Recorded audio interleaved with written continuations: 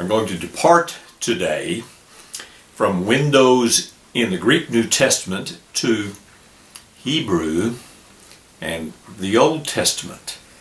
I'm a little bit fearful about doing this because I'm not nearly as fluent in the Old Testament or in Hebrew.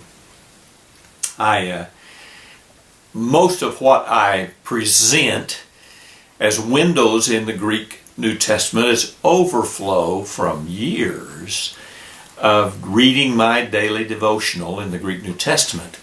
And I once told my wife I thought I would be as fluent in the Old Testament in Hebrew if I had a Hebrew Bible that I could carry around. And sure enough, my wife purchased for me a very portable Hebrew Bible. At least it's not so large like my other one that it has to be carried in a wheelbarrow. But I never got into the habit of carrying it and regularly reading from it. And so I need to make that as a disclaimer. However, despite my lack of knowledge of it, Hebrew is a very visual language. Greek is much more complex intellectually than Hebrew, or than English for that matter. Ancient Greek was. However, Hebrew is much more visual with living similes and metaphors. Every word in almost any language is metaphor, but most of them are dead metaphors. We know sort of what the word means, but we don't know where it came from and why it means that.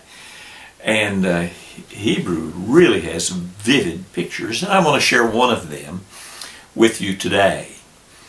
4 times there's a phrase in the Old Testament that is translated into most English Bibles as the apple of the eye. Deuteronomy 32:10 and Zechariah 8:2, or was it 2:8, something like that, say that God sees us as the apple of His eye. And Zechariah, it says that God will punish those nations that were used for judgment upon Israel because they touched the apple of His eye. And I find that a very vivid picture. But in fact, most of us miss what it is saying. First of all, the phrase apple of the eye is not a Hebrew idiom. The Hebrew word for apple is not mentioned, not used in any one of those 4 passages.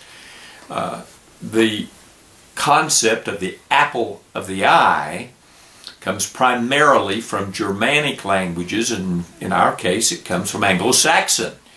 And the Anglo-Saxon word for apple is only slightly different in spelling and pronunciation from our modern English word apple, and that word, because of this metaphor, could in fact be another word used for the eye. There was the thought among ancients in multiple languages that the pupil of your eye was actually a sphere much like an apple. And so they thought of that as the apple of the eye. Now when we hear that term, we think of that which we delight in. And you can picture a shiny red apple. That's the wrong picture. That's not the picture the ancients had. That is not what that word originally meant in English. That phrase in English spoke of the pupil of your eye. The Hebrew word is the little maiden of the eye. It's kind of a pretty picture, like the apple of the eye is a beautiful picture. And I'm surprised that none of the, or most of the major English translations still use the apple of the eye, since most of us don't know what that means. Think it means something I delight in, instead of the very eye, my eye itself. The Hebrew word is the little maiden of the eye, and interestingly enough, that is the same as our English word. The word pupil of the eye comes from the same Latin root and is the very same word as a pupil in school. Did you know that?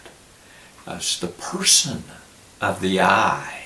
Now, the Latin root, like the Hebrew word, is feminine.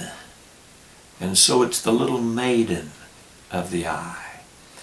But the essence of God saying to the Israelites, you are the apple of my eye, or he found them as the apple of his eye, is still a word of devotion, but not delight and pleasure of devotion, but fierce protection. You protect your eye. Nobody touches your eye.